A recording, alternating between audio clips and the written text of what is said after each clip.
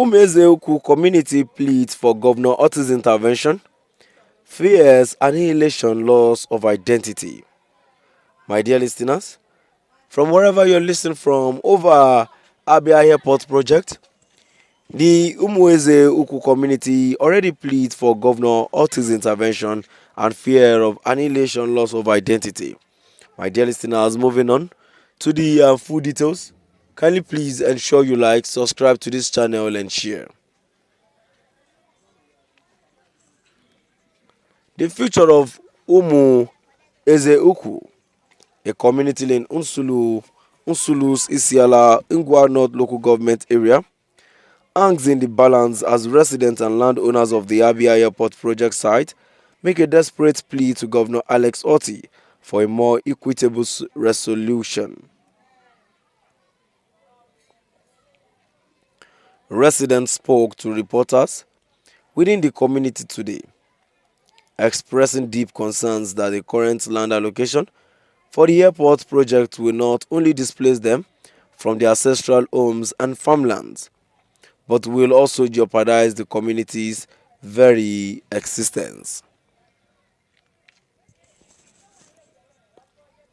The crux of the issue is the community's repeated unanswered request for dialogue with the Abia state government about the amount of land allocated for the airport.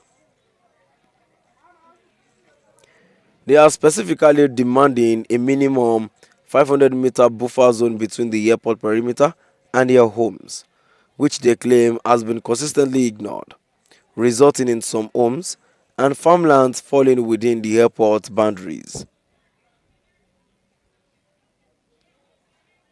Chief Uche Ubani, a respected community leader, emphasized the project's far-reaching consequences we are facing a stark reality, he said.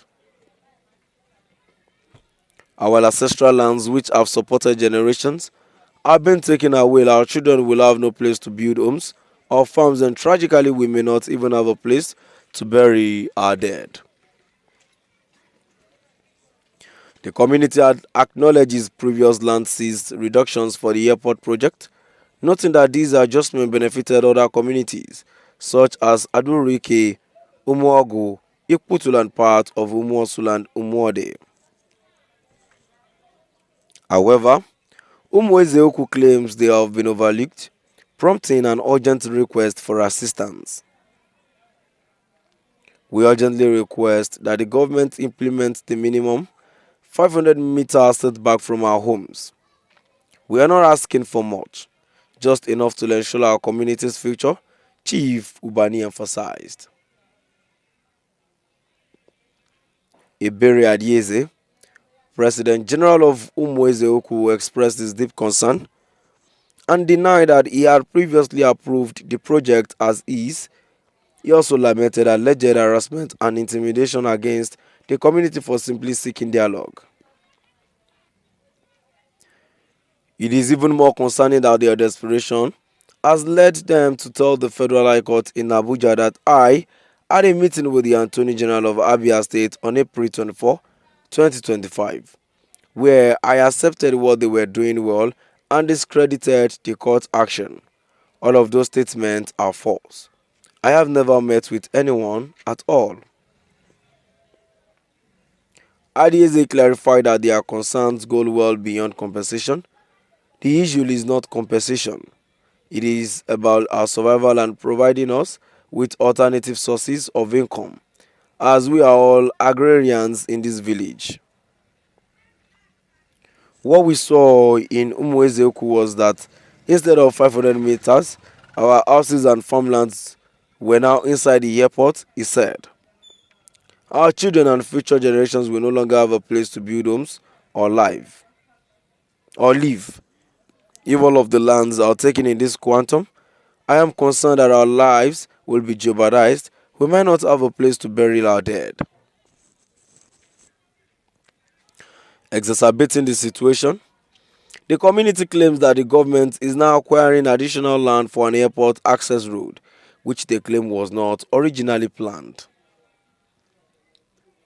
We invited the government, but they are not listening.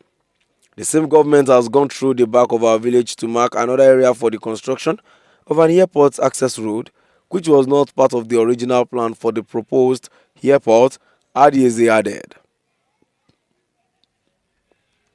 The emotional toll on residents is clear. Victoria Anyal Ugochukwu, a widow, expressed her despair. I am a widow. My husband's land is completed. We do not even have a place to bury the dead. We agree to everything, but they are intimidating and attempting to arrest our youth. Favor Uche, another resident, expressed similar concerns about homelessness and displacement. Community leaders Chidiadi Ehiledul and Chijiokeloji reiterated the need for a roundtable discussion and further land reduction. We are not talking about compensation, Ehiledul said. The government is supposed to serve the people, and as a community we have some rights as well. We are demanding further reductions and a roundtable discussions with you, Otti added. They should come for sightseeing to back up what we are saying. They are meeting with the wrong people. Come reduce the size of the land. Okpulo should provide us with 500 meters as required.